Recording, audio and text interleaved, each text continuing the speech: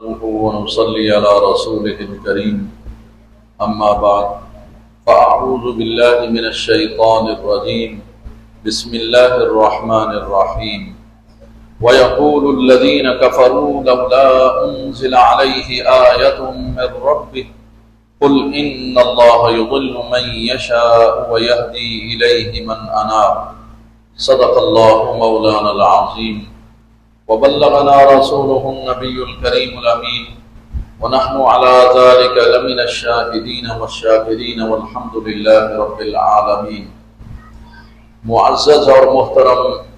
سامعین و حاضرین، اللہ کے فضل و کرم سے تسلسل کے ساتھ سلسلہ درس قرآن و سنت جاری ہے، اور آج سورۃ الرعد کی آیت نمبر 27 پیش کرنے کا شرف حاصل کیا ہے۔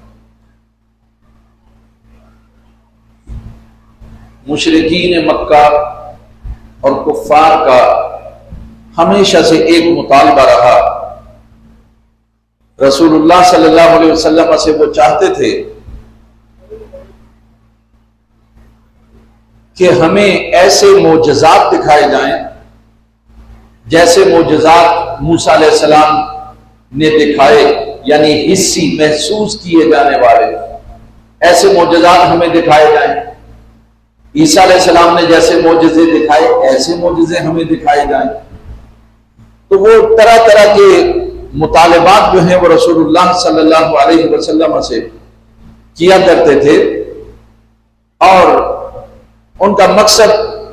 ایمان قبول کرنا نہیں تھا،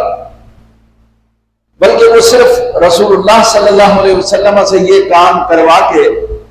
تو پھر ایک موقع تلاش کرتے تھے کہ وہ کہہ سکیں جادوگر ہے، یہ کاہن ہے،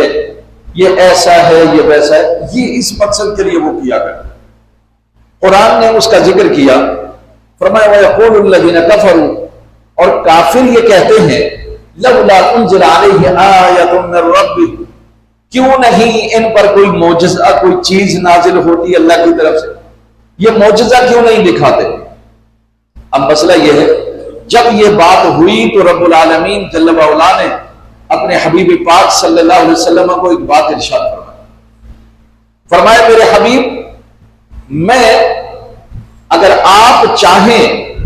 کہ ان کو معجزے دکھائے جائیں جو یہ محسوس کریں تو میں آپ سے وعدہ کرتا ہوں یہ جو صفا کی پہاڑی ہے نا،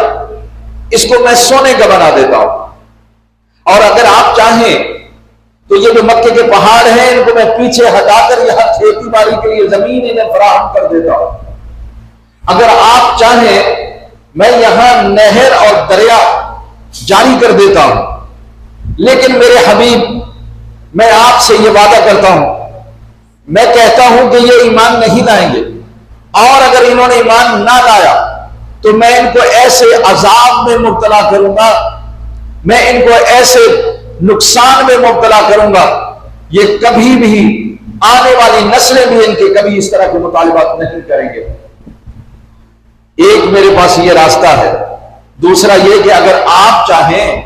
تو میرے حبیب میں ان کے لیے توبہ کا راستہ، دروازہ کھلا رکھوں، میں انہیں مہلت دے دوں، توبہ کا دروازہ ان کے لیے کھلا رکھوں، ہو سکتا ہے کبھی یہ یا ان کی آنے والی اولاد وہ اللہ کے راستے پر آ جائے۔ تو نبی پاک صلی اللہ علیہ وسلم نے دوسرا راستہ اختیار کیا اور عرض کیا مولا کریم مجھے صفا کی پہاڑی سونا نہیں چاہیے، میں چاہتا ہوں کہ ان کو مہلت دے دے اور توبہ کا دروازہ ان کے لیے کھلا رکھ، ہو سکتا ہے کہ کبھی ان کو توفیق آ جائے اور یہ توبہ کر لیں اور ایمان والے بن جائیں۔ تو اس کا جواب اللہ تبارک و تعالیٰ نے یہاں پیارے حبیب صلی اللہ علیہ وسلم کے ذریعے سے یہ وحی کے ذریعے دیا۔ پھر ارشاد فرمایا میرے حبیب آپ ان کو یہ بھی فرما دیجئے قل ان اللہ یضل من یشاء ویہدی الیہ من اناب، اے حبیب آپ ان سب کو جمع کر کے بتا دیجئے کہ دیکھو بھائی، کسی کو گمراہ کرنا ہوتا ہے تو وہ صرف اللہ ہی کرتا ہے۔ اگر آپ کو کوئی شخص گمراہ نظر آئے تو سمجھ لو کہ اللہ اس پر شدید ناراض ہے اور اس لیے اس کو گمراہ کر رکھا ہے۔ لیکن وَيَهْدِي إِلَيْهِ مَنْ أَنَابَ، اور جس میں طلب ہوتی ہے جس میں تڑپ ہوتی ہے، جس میں خواہش ہوتی ہے، جو کوشش کرتا ہے، جو جدوجہد کرتا ہے، اسے اللہ پاک اپنا راستہ ضرور دکھاتا۔ وَيَهْدِي إِلَيْهِ مَنْ أَنَابَ، کہ جس کے اندر طلب پیدا ہو کہ اللہ میں تیرے پاس آنا چاہتا ہوں، تیرا قرب چاہتا ہوں، تیری رضا چاہتا ہوں، میں تجھے راضی کرنا چاہتا ہوں، تو اللہ پاک ایسے بندے کو اپنا راستہ ضرور دکھاتا ہے جو اپنے اندر یہ طلب پیدا کر لے، صراط مستقیم کی طلب پیدا کر لے، اللہ کی رحمت کی طلب پیدا کر لے، اللہ کی رضا کی طلب پیدا کر لے، تو رب العالمین طلب کرنے والے کو کبھی واپس ناکام نہیں کرتا، اسے ناکام نہیں لوٹاتا۔ وہ تو کہتا ہے ہم تو سائل بکرم ہے، ہم تو مائل بکرم ہے، کوئی سائل ہی نہیں، ہم تو مائل بکرم ہے، کوئی سائل ہی نہیں، راہ دکھلائیں کسے، کوئی راہ رب منزل ہی نہیں، کوئی راستہ ہی نہیں پوچھتا ہمارا، کوئی ہمارے راستے پر چلنا نہیں چاہتا، کسی میں کوئی طلب نہیں، کسی میں کوئی آرزو نہیں، کسی میں کوئی خواہش نہیں ہے، کسے راستہ دکھائیں؟ تو اللہ خود کہہ رہا ہے وَيَهْدِي إِلَيْهِ مَنْ أَنَابَ، اللہ ہدایت کا راستہ صرف اسے دکھاتا ہے کہ جو کیا کرے، جو اپنے اندر طلب پیدا کرے، جو اپنے اندر عاجزی پیدا کرے، خواہش پیدا کرے، آرزو پیدا کرے کہ اللہ میں سیدھے راہ پر چلنا چاہتا ہوں، اللہ اسے اپنی راستے پر لے آتا۔ لہذا اپنے اندر طلب اور تڑپ پیدا کرنی چاہیے۔ اگر ہمارے اندر کسی چیز کی طلب نہیں ہوگی تو اللہ کو کیا ضرورت ہے آپ کو ہدایت کے راستے پر لگائے؟ اللہ کو تو آپ کی نماز، روزہ، سجدہ، عبادت، ریاضت، مشقت، محنت، جدوجہد، سفر، حضر، کسی سے کوئی واسطہ ہی نہیں ہے۔ اللہ غنی وانتم الفقراء، اللہ غنی ہے، آپ محتاج ہیں اللہ، لہذا جو محتاج ہے اسے طلب کرنی چاہیے، جو محتاج ہے وہ اللہ تبارک و تعالیٰ کے سامنے اپنا دامن طلب دراز کرے اور مانگے۔ اور پھر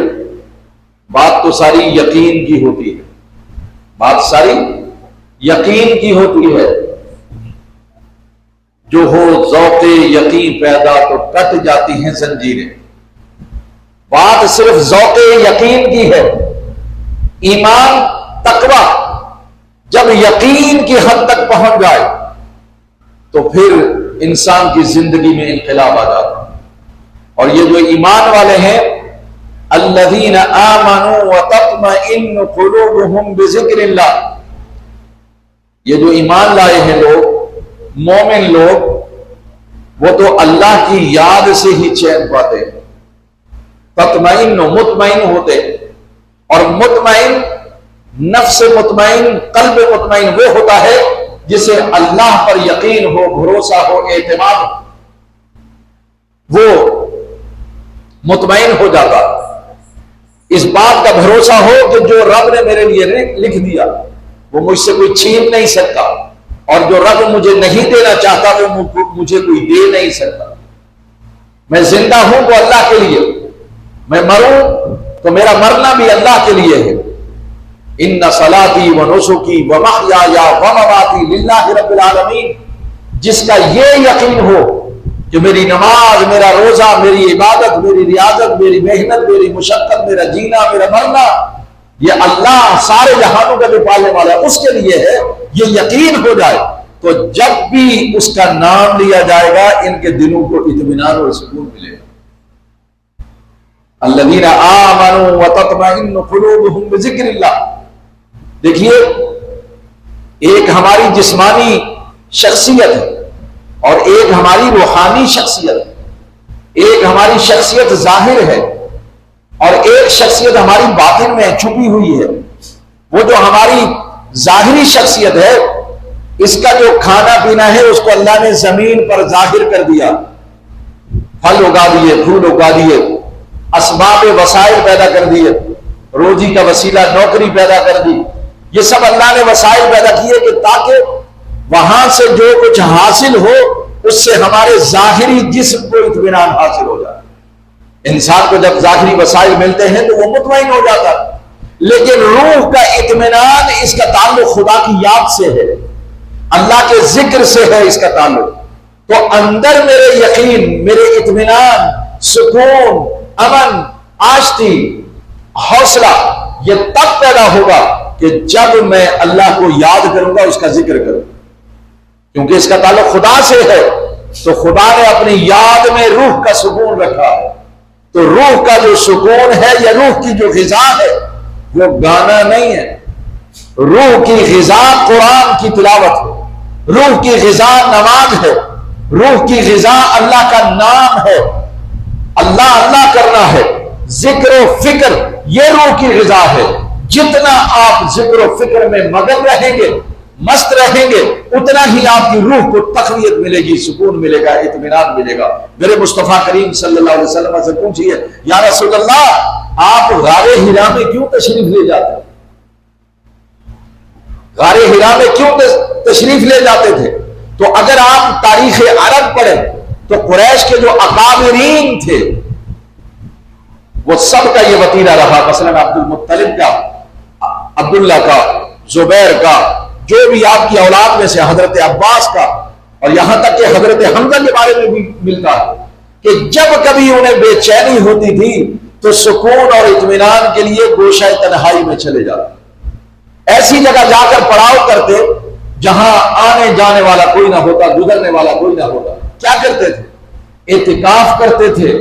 روزے رکھتے تھے، اللہ کا نام لیتے تھے۔ میرے مصطفیٰ کریم صلی اللہ علیہ وسلم کا غار حرا میں جانا میں نے اس تناظر میں دیکھا کہ میرے رسول صلی اللہ علیہ وسلم جب خدا سے ملاقات، اسے دیکھنے کے لیے جب تمنا پیدا ہوتی تو غار حرا میں تشریف لے جاتے اور کئی کئی دن وہاں تشریف رکھتے، مہینہ مہینہ بھر وہاں رہتے، اور آپ کی زوجہ محترمہ سیدہ خدیجہ الکبریٰ رضی اللہ تعالی عنہا وہاں ستو پہنچاتی، پراٹھے پہنچاتی اور سالن پہنچاتی، چیزیں وہاں دے کر کے آتی۔ آپ اندازہ کر سکتے ہیں کہ مکہ سے 4.5 کلومیٹر کے فاصلے پر پہاڑ کی اونچائی بلندی پر بی بی صاحبہ تشریف لے جاتی اور آپ کو کھانا دے کر کے آتی۔ یہ کائے کے لیے؟ الذین آمنوا وتطمئن قلوبہم بذکر اللہ، وہاں تنہائی میں خدا سے لو لگانے کے لیے آپ تشریف لے جاتے، وہاں اللہ کا ذکر کرتے تھے، اللہ کو یاد کرتے تھے، آسمان کو دیکھتے تو سمجھ جاتے اتنی وسیع مخلوقات کا کوئی ایک خالق ہے، اور جو خالق ہے وہی میرا مالک ہے، وہی میرا اللہ ہے، اور وہی میرا خدا ہے، وہی عبادت کے لائق ہے۔ یہ رسول اللہ صلی اللہ علیہ وسلم نے ہمیں بتایا۔ اس کا مطلب یہ ہے یقین کی دولت اگر پیدا ہو جائے، یقین ہو جائے خدا کے ہونے پر، اور بھروسہ ہو جائے کہ وہی مالک ہے، وہی خالق ہے، تو انسان کے دل میں اطمینان پیدا ہوتا ہے، اور یقین کے چراغ جہاں جل جائیں وہاں اندھیرا نہیں رہتا، یقین کا چراغ جہاں روشن ہو جائے وہاں اوہام نہیں رہتے، بدگمانیاں نہیں رہتی، وہاں روشن ہو جاتا ہے سینہ، اور یقین ہو جاتا ہے جو کرتا ہے میرا رب کرتا ہے، نہ کسی نے تعویذ کیا ہے، نہ کسی نے جادو کیا ہے، نہ کسی نے کوئی اور ٹونا کیا ہے، ہاں میرے خدا نے کیا ہے، جو بھی کیا ہے ٹھیک کیا۔ یہ ہے مومن کی نشانی، الذین آمنوا وتطمئن قلوبہم بذکر اللہ۔ اور آگے دیکھیے فرمایا الا بذکر اللہ تطمئن القلوب، ارے سنو اللہ کے ذکر سے ہی دلوں کو اطمینان ملتا ہے، دلوں کا سکون اور اطمینان کہیں نہیں۔ اگر کسی کو اطمینان اور سکون چاہیے تو پھر اللہ کی یاد میں ہے، اللہ کے ذکر میں ہے، اور اللہ کا ذکر، نماز اللہ کا ذکر، قرآن کی تلاوت اللہ کا ذکر، روزے رکھنا اللہ کا ذکر، غریبوں کی مدد کرنا اللہ کا ذکر، بس ہاتھ کار ول دل یار ول، کیفیت یہ ہو کہ آپ کا سر خدا کے سامنے جھکے، دل جو ہے مصطفیٰ کے سامنے، یعنی یہ کیفیت ہو جانی چاہیے۔ تو اللہ کے ذکر میں دلوں کا اطمینان ہے۔ اور یہاں میں ایک نسخہ دل کی بیماریوں والے کے لیے بتا دوں، جن لوگوں کو دل کی بیماری ہے نا، ہر نماز کے بعد 11 دفعہ الا بذکر اللہ تطمئن القلوب، سورہ رعد کی آیت نمبر 28 کا دوسرا حصہ، بس یہاں دل پر ہاتھ رکھیں اور 11 مرتبہ الا بذکر اللہ تطمئن القلوب۔ بزرگوں نے فرمایا وہ دنیا سے تو جا سکتا ہے، دل کی بیماری اسے کبھی نہیں لگے گی، دل کی بیماری اسے کبھی نہیں لگے۔ اپنا دایاں ہاتھ دل پر رکھیں، الا بذکر اللہ تطمئن القلوب، آج کے درس کا صدقہ یہ بھی آپ کو پیش کر دیا۔ اور دوسری بات، یہ ذکر اللہ کو یاد کرنا، اللہ کا نام لینا ہے، اور جب کوئی شخص اللہ کو یاد کرتا ہے، میرے رسول نے فرمایا، مسند الفردوس کی حدیث ہے، الذاکر کالواقف علی الباب، ارے جو اللہ کو یاد کرتا ہے وہ اس منگتے اور سائل کی طرح ہوتا ہے، اس بھکاری کی طرح ہوتا ہے جو کسی امیر کے دروازے پر کھڑا ہوتا ہے، اس کا دروازہ کھٹکھٹاتا ہے، اس کا دروازہ کھٹکھٹاتا ہے، اور ایسا ہو نہیں سکتا ایک دفعہ، دو دفعہ، تین دفعہ، چار دفعہ دروازہ کھٹکھٹائے اور ایسا نہیں ہو سکتا کہ یہ کھڑا ہو اور دروازہ کھلے، کبھی نہ کبھی دروازہ ضرور کھلتا ہے۔ یہی وجہ ہے مسلسل ذکر کرنے والا، اللہ کے ذکر میں مگن رہنے والا، ایک نہ ایک دن خدا کی رحمتوں کے دروازے اس کے لیے کھل جاتے ہیں۔ الذاکر کالواقف علی الباب، ارے ذکر کرنے والا ایسا ہے جیسا کسی کے دروازے پر کھڑا ہوا ہو، سائل ہو، صدا لگا رہا ہو۔ تو اللہ اللہ اللہ کرنا دراصل اللہ کے دروازے پر دستک دینا ہے۔ تو کیوں نہیں ایسا کرتے کہ ہم اللہ کا ذکر بلند کریں، اللہ کو یاد کریں؟ اور یہ بات یاد رکھیے، اللہ تبارک و تعالیٰ نے ارشاد فرمایا، من اعرض عن ذکری فإن له معیشۃ ضنکا ونحشرہ یوم القیامۃ اعمى، ارے جو بھی ہمارے ذکر سے اعراض برتے گا، ہمارے ذکر سے منہ پھیرے گا، ہمارے ذکر کی طرف توجہ نہیں کرے گا، غفلت کرے گا، فرمایا ومن اعرض عن ذکری فإن له معیشۃ ضنکا، دنیا میں اس کی معیشت تنگ کر دیں گے، وسائل رزق اس کے چھین لیں گے، دروازے رحمت کے بند کر دیں گے، وَنَحْشُرُهُ يَوْمَ الْقِيَامَةِ أَعْمَى، اور قیامت کے دن اسے اندھا اٹھائیں گے۔ اس طرح سے کہ سب ذاکرین کو اللہ اپنے بندوں کو زیارت، بے پردہ زیارت سے مشرف کرے گا، اور یہ بندہ وہ ہوگا جو کہے گا اللہ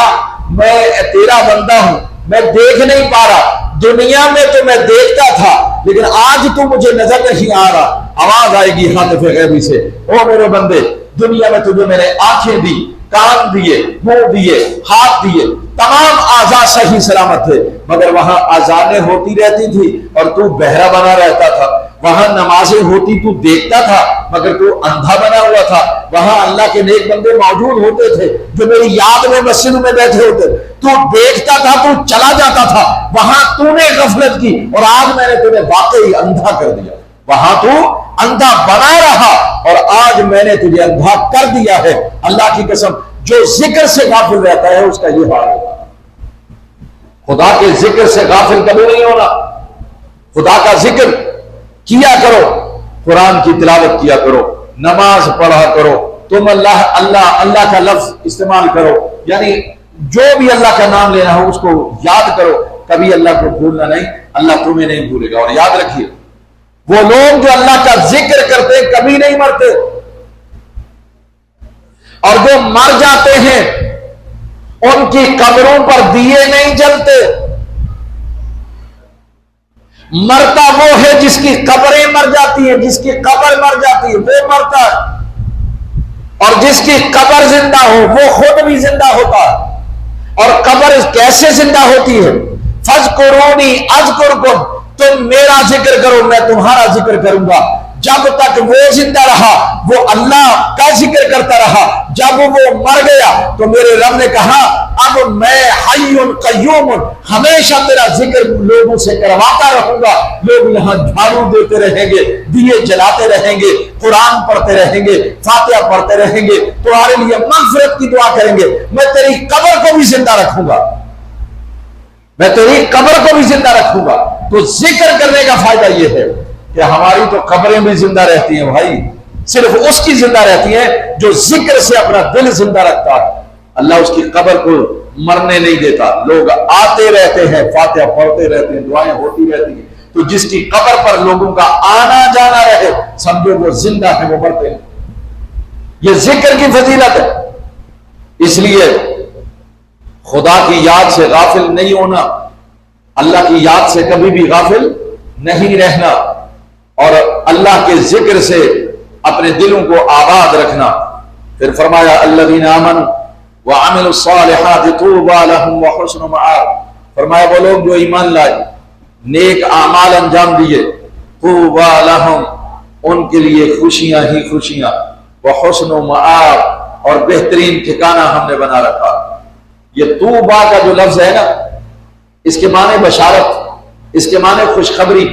جیسا کہ رسول اللہ صلی اللہ علیہ وسلم کی حدیث ہے، فرمایا بدأ الاسلام غریبا وسيعود غریبا وطوبى للغرباء، فرمایا جب اسلام آیا تھا یہ اجنبی تھا، اسے کوئی پہچانتا نہیں تھا، اسے کوئی مانتا نہیں تھا، اس پر عمل کرنے کے لیے کوئی تیار نہیں تھا، اجنبی بن گیا۔ اور وسيعود غریبا، ایک زمانہ آئے گا قرب قیامت میں جیسا کہ آج ہے، یہ اسلام پھر اجنبی ہو جائے گا، لوگ اس کی پرواہ نہیں کریں گے، اپنی مرضی کے فیصلے کریں گے، عدالتیں اپنی مرضی کے مطابق فیصلے کریں گی، لوگ جہاں جہاں بھی موجود ہوں گے اپنے مفادات کے پیش نظر فیصلے کریں گے، وہ گھریلو فیصلے ہوں یا ادارتی فیصلے ہوں یا اداروں کے فیصلے ہوں، ملکی ہوں، ملی ہوں، گھریلو ہوں یا کسی ڈپارٹمنٹ کا فیصلہ ہو، وہ جو بھی فیصلہ کریں گے اپنی مرضی سے کریں گے۔ آج وہ وقت آ چکا، وَسَيَعُودُ غَرِيبًا، اور ان قریب یہ پھر دوبارہ یعنی قرب قیامت میں غریب اجنبی ہو جائے گا، اور ایسا ہو گیا ہے۔ لیکن سنو، وَطُوبَى لِلْغُرَبَاء، فرمایا ایسے ماحول میں غریبوں کے لیے خوشخبری ہے۔ کیا خوشخبری ہے؟ خوشخبری یہ ہے، یہ دین سے چمٹے رہیں گے، یہ مسجد میں آتے رہیں گے، یہ قرآن سنتے اور سناتے رہیں گے، یہ نعتیں پڑھتے اور سناتے رہیں گے، یہ اسی طرح دین کا کام کرتے رہیں گے، بس یہ دین کے ساتھ لگے رہیں گے، وہ صرف غربا ہوں گے۔ ان کے لیے میرے رسول کہہ رہے ہیں وطوبا، ارے انہیں خوشخبری ہو۔ اور یہ طوبا ہے کیا؟ ایک معنی تو یہ ہے کہ خوشخبری، لیکن طوبا جنت کا ایک درخت بھی ہے، اور وہ درخت ایسا ہے، سن لیں، وَطُوبَى لِلْغُرَبَاء، او غریبوں، میرے رسول کی امت کے غریب لوگوں سنو، میرے رسول نے فرمایا اللہ قیامت میں تمہیں طوبا کا درخت عطا فرمائے گا، اور وہ طوبا کا درخت کیا ہے؟ 100 سال تک ایک تیز رفتار سواری پر سوار اگر سفر کرے، 100 سال تک سفر کرے تو فرمایا تب بھی اس کی شاخیں ختم نہیں ہوں گی، اتنا اس کا پھیلاؤ ہے، اور اس میں جو پھل لگیں گے اس کی جڑوں میں سے نہر کی شہد کی نہریں، دودھ کی نہریں، اور اسی طرح سے پانی کی، ٹھنڈے پانی کی نہریں، فرمایا اس کی جڑوں سے بہتی ہیں۔ یہ طوبا درخت ہے جنت، اس کی جڑوں سے یہ نہریں بہ رہی ہیں، ساری جنت کو یہ سیراب کریں گی۔ اور فرمایا میرا رب، اور ایک بندہ اس کے نیچے جب آئے گا تو سینکڑوں نہیں اربوں مخلوق اس کے نیچے سائے میں، شاخوں کے نیچے اگر پناہ لینا چاہے تو وہ لے سکتی، اتنا بڑا درخت ہوگا۔ اور جنتی آئیں گے اپنی سواریوں پر، وہاں آ کر کچھ دیر سستائیں گے، آگے چلے جائیں گے، اس طرح سے کریں گے۔ کبھی کبھی میرا رب اس درخت سے فرمائے گا ارے میرے بندے آئے ہیں، ان کے لیے کچھ ٹپکا دے، تو وہ کیا ٹپکائے گا؟ حدیث میں آتا ہے، اور تفسیر ابن کثیر میں موجود ہے، حدیث میں آتا ہے کیا کہ اللہ کا جب حکم ہوگا کچھ میرے بندوں کے لیے ٹپکا دے، تو وہ وہاں سے اونٹ ٹپکیں گے اور گھوڑے ٹپکیں گے۔ آپ کہیں گے اونٹ گھوڑے کیا؟ وہ ان کے اوپر زین لگی ہوگی، سجے سجائے ہوں گے، کوئی گندگی نہیں ہوگی، بال بڑے نرم ہوں گے، خوشبوئیں آ رہی ہوں گی، سر جھکا دیں گے آئیے ہم پر بیٹھ جائیے، یہ بیٹھ جائیں گے، وہ ان کو سیر کرائیں گے، جب تک چاہیں گے وہ ان کے لیے سیر کرائیں گے۔ وطوبا، ان کے لیے طوبا کا درخت ہے، یہ بہت بڑا درخت ہے۔ اللہ رب العالمین نے اس درخت کو جنت کا، جیسے جو آپ نے سدرۃ المنتہا پر بیری کے بارے میں آپ نے سنا، اسی طرح سے یہ درخت جنت کے اندر ہے، یہ سدرۃ المنتہا پر ہے وہ بیری کا درخت جس کے پھل مٹکوں کی طرح ہے، اور یہ جو درخت ہے طوبا کا یہ جنت کے اندر ہے، اس سے نہریں بھی جاری ہیں۔ سایہ وہ جو قرآن میں آتا ہے نا، وَظِلٍّ مَّمْدُودٍ، اس کا سایہ بہت طویل ہے، کھینچا ہوا ہے۔ فرمایا علماء نے کہ یہ ظِلٍّ ممدود سے مطلب طوبا کا درخت ہے جس کا سایہ لوگ اس کے نیچے چلیں گے وہ سایہ کبھی ختم ہی نہیں ہو۔ تو فرمایا وحسن مآب، ان کے لیے بہترین ٹھکانہ ہے جنت کے اندر، اور ٹھکانہ جنت کے اندر ایسا ہوگا، رب العالمین جل وعلا بندوں سے کہے گا اے بندہ تم مجھ سے راضی ہو گیا، جنت میں داخل کرے گا، جنت میں داخل کرے گا. اپنے گھروں میں جانا چاہتے ہیں جو جو اللہ نے ان کے نام لگائے ہیں, اپنے بنگلے میں جائے گا, فرشتے جگہ جگہ ان کو سلام کر رہے ہیں, ان کے گیٹ پر فرشتے بیٹھے ہیں, السلام علیکم تشریف لائیے. اور حوریں وہاں باہر بھی بیٹھی ہیں ان کے انتظار میں, اندر گھر میں بھی بیٹھی ہیں ان کے انتظار میں. اب یہ جائیں گے, ان کے ساتھ باتوں میں مشغول ہو جائیں گے, بوس و کنار کریں گے, اور اس کے بعد وہ کہیں گی کہ ہم تو کبھی سوچ بھی نہیں سکتے تھے اللہ تجھ جیسا خامد ہمیں عطا کرے. آج گھر میں آؤ تو آپ کو اور ہم سب کو پتا ہے کہ ذرا سرا سی بات پر ہمیں کیا تانے توڑے سننے پڑتے کہ وہ کون سا دن تھا کہ میں تیرے پلے بندھ گئی. وہاں ایسا نہیں ہوگا. وہ کہیں گی اللہ کا شکر ہے تیرے جیسا خامد اللہ نے عطا کیا, ہم تو سوچ بھی نہیں سکتے تھے تیرے جیسا خامد ہمیں اللہ عطا کرے گا. وہ ان کو لے کر کے نکلے گا, اللہ کی طرف سے آواز آئے گی, تیز رفتار سواریاں لاؤ ان کے لیے. سواریوں پر سوار ہو جائیں گے سب خاندان جنتی. ایک جنتی کی بات ہو رہی ہے لیکن ہوگا سب کے ساتھ. وہ سوار ہو جائیں گے, تیز رفتار گھوڑے دوڑیں گے, اور جب یہ جا رہے ہوں گے تو رب العالمین اچانک بے پردہ زیارت انہیں اپنی کروائے گا. اب یہ دیکھ کر حیران ہوں گے اللہ کو. اللہ فرمائے گا بندے یہ ساری نعمتیں تیرے لیے میں نے رکھی, کیا یہ پا کر تجھے پتا چلا کہ میرا جو بھی تم سے وعدہ تھا وہ سچا نکلا؟ میں نے جتنے میرے محبوب نے وعدے تمہیں بتائے کہ اللہ جنت دے گا, باغات دے گا, حوریں دے گا, وہ سارے انعامات تم نے دیکھ لیے, میری زیارت کر لی؟ جی اللہ ہم نے کر لی ہے. اور اللہ نے کہا تم راضی ہو؟ تو یہ بندے کہیں گے اللہ ہم تو راضی ہیں, تو بھی ہم سے راضی ہو جا, تو بھی ہم سے راضی رہنا. اللہ کی طرف سے آواز آئے گی بندے اگر میں راضی نہ ہوتا تو میں اپنے اس گھر میں داخل ہی نہ ہونے دیتا. میں تم سے راضی ہوں تو یہاں جنت میں داخل کیا. لیکن یہ جنت تلواروں کے سائے میں ہے. جنت چاہیے تو تلواروں کے سامنے یقین کر لو, موت تب آئے گی جب رب چاہے گا. کوئی دنیا کی طاقت مجھے مار نہیں سکتی, اور میں زندہ رہنا چاہوں کوئی ڈاکٹر مجھے بچا نہیں سکے گا اگر میرا رب مجھے لے کے جانا چاہتا ہے. حضرت علی رضی اللہ تعالیٰ عنہ سے کسی نے کہا آپ ذرا اپنے لیے کوئی گارڈ وغیرہ رکھ لیں, کوئی محافظ رکھ لیں. تو آپ نے فرمایا میری موت میرا محافظ ہے. جوانی ہے, دنیا کی کوئی طاقت نہیں روک لی. آپ کے سامنے کتنے انسیڈنٹس ہوئے ہیں, آپ انہوں میں دیکھیے کوئی روک سکا؟ آپ کے ملک میں کتنے ایکسیڈنٹ بڑے بڑے ہوئے جن میں صدر ضیاء الحق بھی چلا گیا, اور بھی پتہ نہیں کیسے کیسے لوگ مر گئے بم دھماکے میں. لیاقت علی خان بھی چلے گئے, بے نظیر صاحبہ چلی گئی, اور بڑے لوگ چلے گئے. دھماکہ ہوا, گولی ماری, فلان ہوا, کوئی نہیں بچا سکتا. گارڈ تو تھے نا ان کے, کوئی نہیں بچا سکتا. یہ یقین ہونا چاہیے. یہی یقین آج ہمیں اگر نظر آتا ہے تو غزہ میں نظر آتا ہے. اسماعیل ہانیہ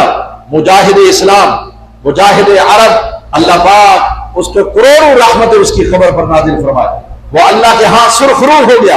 اور بیت المقدس کی آزادی میں اپنے خاندان کا نام لکھوا گیا. امام حسین رضی اللہ تعالیٰ عنہ نے اگر اسلام کے لیے جانیں قربان کی تو وہ زندہ رہے. اسی طرح سے اسماعیل ہانیہ اپنا خاندان بیت المقدس کی آزادی کے لیے قربان کر کے ہمیشہ کے لیے زندہ جاوید ہو گیا. شہادت ہے مطلوب و مقصود مومن, شہادت ہے مطلوب و مقصود مومن, نہ مال غنیمت نہ کشور کشائی. ان کو مال ملا یا نہیں, ان کو ملک آزاد ہوا یا نہیں, لیکن شہادت اس کی مطلوب اور مقصود تھا, وہ اللہ نے کامیاب کر دیا, اور انشاءاللہ رہتی دنیا تک اس کا نام لیا جاتا ہے. آگے اللہ تبارک و تعالیٰ نے مصطفیٰ کریم صلی اللہ علیہ وسلم سے ارشاد فرمایا كَذَلِكَ أَرْسَلْنَاكَ فِي أُمَّةٍ قَدْ خَلَتْ مِنْ قَبْلِهَا أُمَمٌ لِتَتْلُوَ عَلَيْهِمُ الَّذِي أَوْحَيْنَا إِلَيْكَ وَهُمْ يَكْفُرُونَ بِالرَّحْمَنِ قُلْ هُوَ رَبِّي لَا إِلَهَ إِلَّا هُوَ عَلَيْهِ تَوَكَّلْتُ وَإِلَيْهِ مَتَابِ. فرمایا میرے حبیب, اسی طرح ہم نے آپ کو ایک امت کی طرف بھیجا ہے. ان سے پہلے بھی امتیں آتی رہی ہیں, عیسیٰ علیہ السلام کی امت, موسیٰ علیہ السلام کی امت, سلیمان علیہ السلام کی امت, داؤد علیہ السلام کی امت, تمام انبیاء کی امتیں آتی رہی ہیں. لِتَتْلُوَ عَلَيْهِمْ, کہ اس لیے آپ کو بھیجا ہے کہ آپ انہیں پڑھ کر سنائیں جو ہم نے آپ کی طرف وحی کی ہے، یعنی قرآن پڑھ کے سنا۔ آج قرآن سننے کے لیے کوئی تیار نہیں۔ رمضان میں ذرا قرآن کا حال دیکھا کرو، اب تو میڈیا پر اب ٹک ٹاک بننے لگ گئے۔ امام صاحب قرآن پڑھ رہے ہیں، سننے والوں کی حالت یہ ہے کہ پہلی صف میں بھی بیٹھے ہوئے ہیں لوگ، چائے پی رہے ہیں، پانی پی رہے ہیں، کوئی پتہ نہیں قرآن پڑھا جا رہا ہے، جیسے رکوع میں جاتے رکوع میں چلے۔ یہ میں پہلی صف کی بات بتا رہا ہوں، باقی صفیں تو آپ خود اندازہ کر لیں گے وہ کیا کرتے ہیں، سوتے ہیں، لیٹتے ہیں، ٹھٹا کرتے ہیں، مذاق اڑاتے ہیں۔ یہ حال ہے ہمارا۔ اللہ کہہ رہا ہے میرے حبیب ہم نے آپ کو قرآن سنانے کے لیے ان کی طرف بھیجا۔ وَهُمْ يَكْفُرُونَ بِالرَّحْمَنِ، ہم کہہ رہے ہیں رحمان کی باتیں نہیں سنا، اور یہ رحمان کو ہی نہیں پہچانتے، انکار کرتے ہو۔ یہ رحمان کیا ہے، اس پر دو باتیں آپ کو پیش کروں۔ صلح حدیبیہ آپ نے سنا ہوگا، اس میں جب کافروں کی طرف سے جو نمائندہ تھا سہیل یا سہل، وہ آیا تو نبی صلی اللہ علیہ وسلم نے جو معاہدہ لکھنا شروع کیا تو اس میں لکھا بسم اللہ الرحمن الرحیم، اللہ کے نام سے شروع جو رحمان بھی ہے رحیم بھی۔ اس نے کہا نہیں یہ غلط ہے، ہم رحمان کو نہیں جانتے، ہم رحیم کو نہیں جانتے، ہم تو اللہ کو جانتے ہیں، جیسے ہم پہلے لکھتے تھے وہی لکھیے۔ کیا کہتے تھے؟ بسمک اللہم، اللہ کے نام سے، وہ صرف اللہ کو جانتے تھے، رحمان اور رحیم کو جانتے نہیں تھے، لہذا انکار ہوا۔ نبی صلی اللہ علیہ وسلم نے بسمک اللہم یہ لکھا۔ ایک اور واقعہ یہ ہے، نبی صلی اللہ علیہ وسلم کعبۃ اللہ کے ساتھ کھڑے دعا مانگ رہے تھے، اور دعا میں اللہ اور رحمان کا ذکر کر رہے تھے کہ اللہ تو بڑا رحمان ہے، رحیم ہے۔ ابو جہل نے یہ الفاظ سن لیے، بھاگا کفار اور مشرکین کے مجلس میں گیا، کہنے لگا آج میں تمہیں دوسری ایک نئی بات بتاؤں کہ محمد نے بھی ایک اور معبود گھڑ لیا ہے، پہلے صرف اللہ کا نام لیتا تھا، اب کوئی رحمان بھی پکار رہا ہے۔ بھائی جب یہ بات ہوئی تو اللہ نے جواب دیا قل، اے میرے حبیب ان کو بتائیے، ارے ہوا ربی لا الہ الا ہو، ارے رحمان تو وہ میرا رب ہے جو مجھے پالنے والا ہے، اور اس کے سوا کوئی معبود نہیں۔ تو میں رحمان کو، اور قرآن نے یہ کہا قل ادعوا اللہ او ادعوا الرحمن ایما تدعوا فلہ الاسماء الحسنی، فرمایا میرے حبیب ان کو بتائیے چاہے اسے رحمان کے نام سے پکارو، چاہے اسے اللہ کے نام سے پکارو، جس نام سے بھی پکارو گے، ایما تدعوا، ارے کسی بھی نام سے پکارو میرے رب کو، فلہ الاسماء الحسنی، اس کا تو ہر نام ہی بڑا پیارا اور سونا ہے۔ اللہ کہو، رحیم کہو، رحمان کہو، کریم کہو، جبار کہو، قہار کہو، ستار کہو، غفار کہو، جو تم نام لو گے اللہ کا، ہر نام اللہ کا پیارا۔ علیہ توکلت و الیہ متاب، میں تو اسی اللہ پر، رحمان پر بھروسہ کرتا ہوں، اور میں اسی کی طرف رجوع کرتا ہوں، یعنی جو بھی میرا معاملہ ہوتا ہے میں اس کی بارگاہ میں پیش کرتا ہوں کہ اللہ یہ میرا معاملہ پیش آ گیا ہے، میری دستگیری فرما، میری مدد فرما۔ اب جو اگلی آیت ہے اس میں اللہ تبارک و تعالیٰ قرآن کی معجزانہ شان بیان کر رہا، قرآن کی معجزانہ شان بیان کر رہا۔ وہ کیا؟ اصل میں ایک دن ابو جہل اپنے ساتھیوں کو لے کر رسول اللہ صلی اللہ علیہ وسلم کی بارگاہ میں آیا اور کہنے لگا کہ ہم چاہتے ہیں کہ ہمارے کچھ مطالبات ہیں وہ اگر آپ پورے کر دیں تو ہم ایمان لے آئیں گے۔ اس لیے کہ رسول اللہ صلی اللہ علیہ وسلم ہر وقت کوشش کرتے تھے کہ یہ مسلمان ہو جائیں، اللہ کو مان لیں، اس کے غضب سے، عذاب سے بچ جائیں، جہنم سے بچ جائیں۔ یہ ماننے کے لیے تیار نہیں، تو وہ رسول اللہ صلی اللہ علیہ وسلم کی وہ جو خواہش تھی اس سے واقف تھے کہ یہ چاہتے ہیں کہ ہم مسلمان ہوں۔ اب وہ آئے تو کہنے لگے اگر ایسا ہو جائے نا، آپ کہتے ہیں کہ قرآن جو ہے یہ بڑا بابرکت کلام ہے اللہ کا، تو آپ قرآن پڑھیے اور قرآن پڑھ کے دم کریں، یہ پہاڑ سونے کے بن جائیں۔ آپ قرآن پڑھ کر دم کریں، مکے کے پہاڑ پیچھے پیچھے ہو جائیں، یہاں پر باغات ہو جائیں اور دریا بہنے لگے۔ اور ایک مطالبہ انہوں نے یہ کر دیا کہ آپ قرآن پڑھیں اور ہمارا جو ایک دادا ہے نا بڑا قصے، تو وہ زندہ ہو جائے اور زندہ ہو کر آپ کے بارے میں گواہی دے دے کہ ہاں یہ اللہ کے نبی ہیں، تو ہم آپ پر ایمان لے آئیں۔ یہ دین یا قرآن یا میرے نبی اس لیے تو نہیں آئے کہ دین کو یا خدا کے پیغام کو بازیچہ اطفال بنا لیا جائے، اسے کھیل بنا لیا جائے اور لوگ اپنی مرضی سے تقاضے کریں اور اللہ کے رسول ان کے مطالبے پورے کرتے رہیں، اس لیے آئے۔ لہذا قرآن اللہ نے جواب دیا، میرے حبیب سن لیجئے، وَلَوْ أَنَّ قُرْآنًا سُيِّرَتْ بِهِ الْجِبَالُ، اللہ فرمایا اگر کوئی ایسا قرآن بھی میں نازل کرتا جس سے پہاڑ ٹل جاتے، پہاڑ اس سے ہمدم کرتے پڑ کر تو پہاڑ پیچھے ہو جاتے، مکہ میں میدان آ جاتا کھیتی کے لیے، اور قطعت بِهِ الْأَرْضُ، یا زمین کے ٹکڑے ٹکڑے بھی ہو جاتے قرآن کے دم کرنے سے، اور کُلِّمَ بِهِ الْمَوْتَى، یا پھر قرآن پڑھ کر دم کرتے، مردے زندہ ہو کر کلام بھی اگر کرتے، تو فرمایا وَلِلَّهِ الْأَمْرُ جَمِيعًا، یہ پھر بھی ایمان بالکل نہیں لاتے، یہ پھر بھی ایمان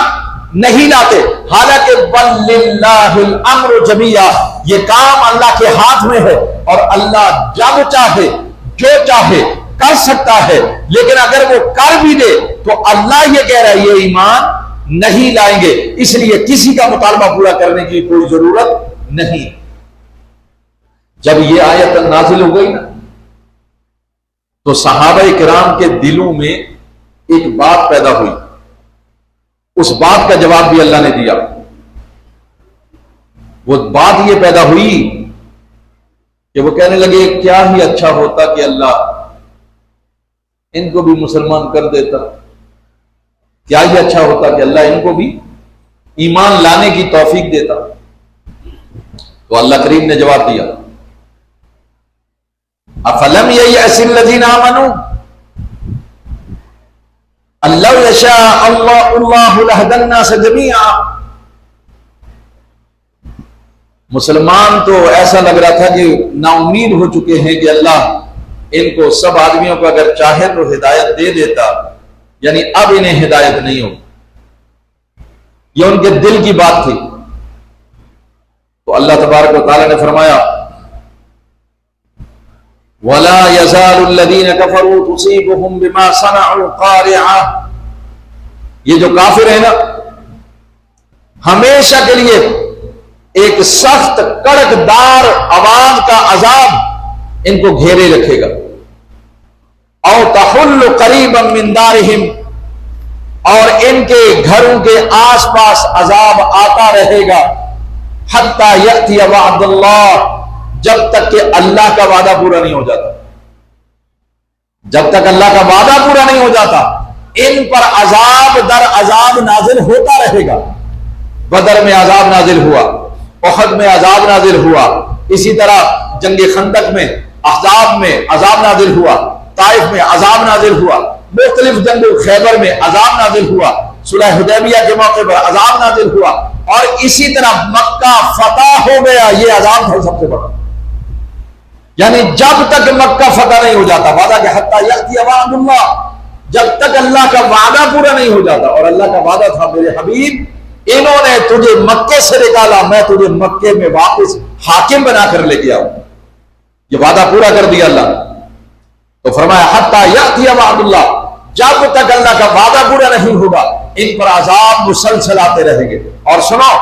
جب تک اللہ کا وعدہ پورا نہیں ہوگا ہم پر بھی عذاب اللہ کے مہنگائی کی صورت میں، رسوائی کی صورت میں، ذلت کی صورت میں، یہ سب عذابات ہمارے لیے ہیں صرف اس لیے کبھی کبھی اللہ کی رحمت کھینچ کر بھی اپنی طرف متوجہ کرتی ہے، تو وہ دامن سے پکڑ کر ہمیں کھینچ رہا کہ آ جاؤ خدا کی طرف، آ جاؤ اللہ کی طرف، آ جاؤ کامیابی کی طرف، آ جاؤ فلاح کی طرف۔ ان اللہ لا یخلف المیعاد، اللہ وعدہ خلافی کبھی نہیں کرتا۔ تو مسلمانوں کو یہ بتا دیا گیا کہ اللہ اگر چاہے، مسلمانوں کو یہ تو یقین ہے کہ اگر اللہ چاہے تو ان کو اللہ تعالیٰ مسلمان بنا سکتا، لیکن اللہ کی مشیت، اللہ کی مرضی کہ اللہ تبارک و تعالیٰ ڈنڈے سے چاہے تو کون نہیں مسلمانوں کا کوئی ہے جو انکار کرے؟ نہیں۔ پھر اس نے امتحان لیا، آزمائش میں ڈالا ہے، دیکھتے ہیں کون کامیاب ہوتا ہے۔ بس کامیاب وہی ہے جس نے اللہ کے وعدے کو قبول کر لیا۔ اللہ سے دعا ہے رب العالمین دین کی سمجھ عطا فرمائے، عمل کی ہم سب کو توفیق عطا فرمائے۔